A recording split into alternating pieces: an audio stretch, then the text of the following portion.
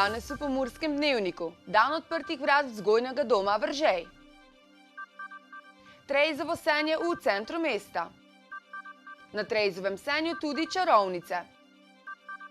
Pogovor Robert Cerec. Vreme jutri spremenljivo oblačno.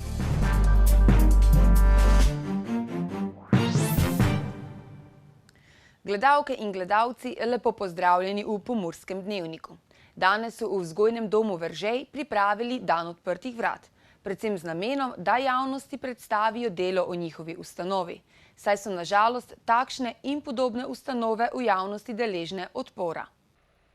V vzgojnem domu Veržej je trenutno nastanjenih 30 osnovnošolcev iz celotne Slovenije z različnimi zgodbami.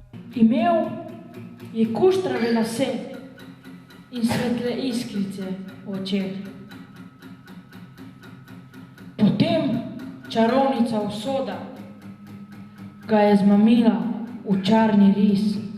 V domu je tako 11 deklic in 19 dečkov. Bistveno, bom rekel, je, da jim nudimo celodnevno oskrbo 365 dni na leto, nekaterim izjemam. Večinoma jih za vikend ali pa čez počitnice odhajajo tudi domov, ti otroci iz vzgojnega doma. Potem jim nudimo osnovnošolsko izobraževanje. Potrudimo se, da so čim bolj v šoli uspešni. Vsekakor pa je največji poudarek na tem, da so, ko nas zapustijo, če ne takoj naslednje leto, pa čez nekaj let uspešni v življenju. Pota teh otrok so po končanem osnovnošolskem izobraževanju. Različna so pota, ki so jih privedla, da so prišli k nam, različna so pota, ki bi jih potem, ko nas zapustijo. Nekaj jih gre domov v matično družino, ki se stvari uredijo, ne sam z našo pomočjo, tudi s pomočjo centra za socialno delo, pa drugih služb. Nekateri mogoče imajo srečo, da dobijo rejniško družino, nekaterim skombiniramo s kakim bivanjem v dijaškem domu, pa potem za vikend doma, nekateri nažalost morajo tudi iti potem v pošolski zavod, srednješolski zavod. Dan odprtih vrat pa so pripravili predvsem zato, da se javnost seznani z njihovim delom. Mi bi radi stopili iz te megle in nekako pokazali, da so to otroci, ki so imeli samo določene stiske v življenju, ki so imeli nesreče v življenju in ki so mogoče katerim bili tudi v napotu tam, ki so bili, in jim želimo samo pomagati in jim čim prej vrniti nazaj v normalno življenje. Danes je v središču mesta potekalo že tradicionalno Trejzovo senje, na katerem pa je bilo zaradi slabega vremena nekaj manj razstavljavcev. Pestro sejemsko dogajanje je privabilo veliko število obiskovalcev, vendar pa nekaj manj razstavljavcev. Z obiskom z razstavljavci je res slabo, ker jih je polovica odpovedala. Kar se pa tiče obiskovalcev samih, pa moram povedati, da smo še kar presenečeni glede na to, kakšno vreme je. Ja, po prvih ocenah, kako smo šli skozi, pa prešteli, naj bi bilo 160 ostalih razstavljavcev, pa krog 25 rokodelcev. Ja, najde se bižuterija, suha roba, suho sadje, živilski in neživilski izdelki, obutev, promocijska mesta. Poleg samih stojnic ste pa pripravili tudi spremljevalni program. Tako je. Ob 9. je bila prekmurska godba v Bakovcih, potem se je predstavil harmonika Štilen, potem je prišel župan, zdaj od 12. naprej pa je ansambel spev. Večina obiskovalcev sejma je bila domačinov, nekateri pa so prišli tudi od daleč.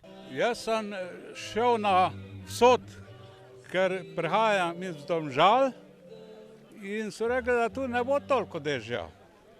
In to je moj prijatelj, moj sošolc, moj sosed, obenem sem še njega obiskal. Kako vam je pa všeč tukaj na Trejzinem senju? Prvič sem. Lepo, ker sem med svojimi domačimi ljudmi. Jaz sem tu rojen na Goričkem. Vam je všeč ponudba, ki jo najdete na stojnicah? Ja, vsekakor. Pa boste mogoče drugo leto spet prišli? Ne, že prej. Na Miklavža. Kljub slabemu vremenu pa so z obiskom bili zadovoljni tudi razstavljavci. Meni se ful vidi, zdaj sem prvič tudi tu.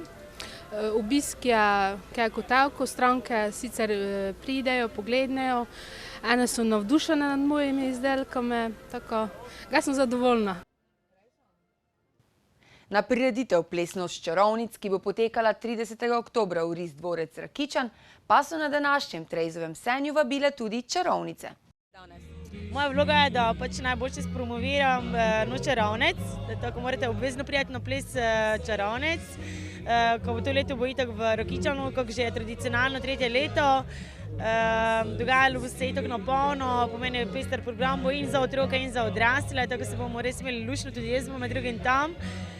Bomo delali pomeni ene tudi čarobne koktejle varianta, se bo ful dobro, se bo pomeni in mladi in stari bomo uživali, se imeli fajn, tako da bo čist noro, no, pridite, malo zamaskirane, tako kul, no. Mene boste najdli v velikem šotoru, tam bom malo skrbela za vzdušje, pomeni malo animacija, plus seveda bom koktejle, nekako zmiksala, tako da me boste najdli seveda tam za šankom in se bomo imeli lušno, no. Danes so lahko obiskovalci pri tebi na stojnici dobili karte, kaj pa vsi tisti, ki danes niso uspeli priti po svojo karto? Tisti, ki pa niste danes kupili, pa imate še na 12 mestih v predprodaji karte in lahko vse kupite, tako da ste vabljeni, splača se. Na dan pač prireditve je po 7 evrov. Obilno deževje, ki smo mu priča zadnje dni, je marsikomu pokvarilo načrte.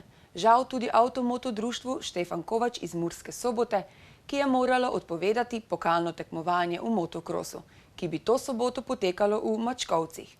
Več nam bo povedal Tomaž Trajbarič, predsednik AMD Štefan Kovač iz Murske Sobote. Lepo pozdravljeni. Lepo pozdravljeni. Torej, žal je pokalno tekmovanje odpovedano. Zakaj ste se odločili za to potezo? Ja, zaradi obilnega deževja in zaradi prevelike razmočenosti proge. Predvsem glavni vzrok tega je pa, da zagotovimo tisto eno varnost tekmovalcev, vse, ko je proga res preveč razmočena, je to tudi potem nevarno za samo tekmovanje in pa tudi zaradi uspešne izvedbe tekmovanja. Je to tekmovanje sedaj prestavljeno oziroma popolnoma odpovedano, bo nadomestni termin mogoče? Ja, v prvi fazi smo želeli tekmovanje prestaviti na še kakšen kasnejši termin, vendar nam je vseeno to ni uspelo, zato ker je naprej napoved tudi neobetavna in smo morali dejansko odpovedati. In tudi vse druge tekme so zaenkrat odpovedane, tako je z sezono motokrosa za letos, kar se tiče tekmovanj, končano.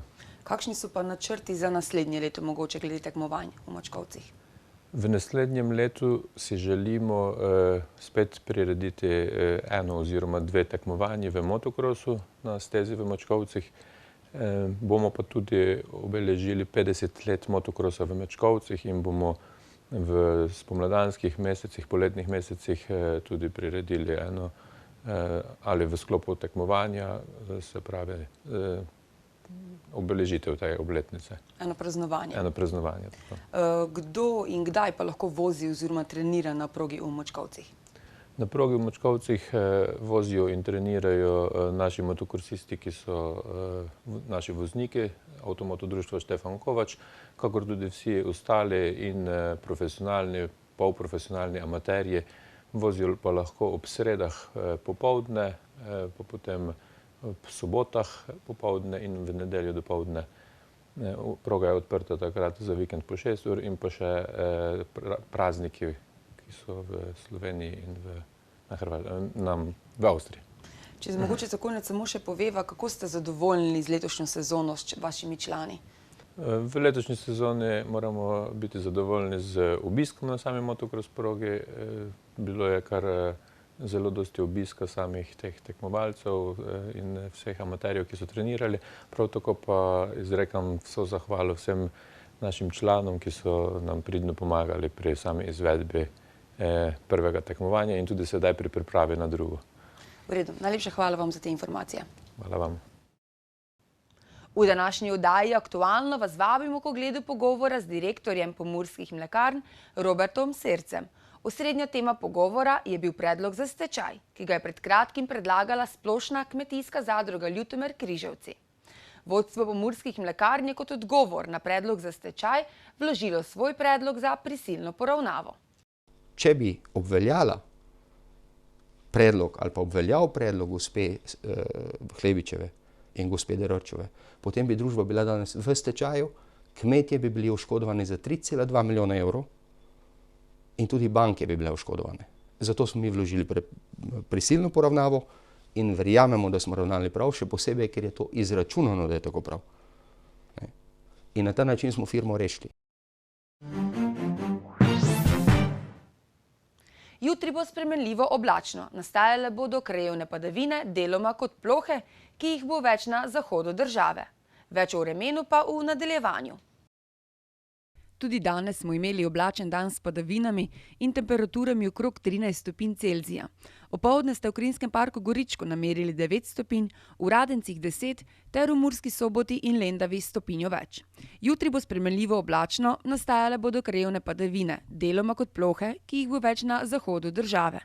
Najnižje jutranje temperature v vzhodni Sloveniji bodo v Murski Soboti 9 in Mariboru 8 stopinj, najvišje dnevne pa se bodo gibale okrog 15 stopinj Celzija. V soboto bo spremenljivo oblačno s krajevnimi plohami.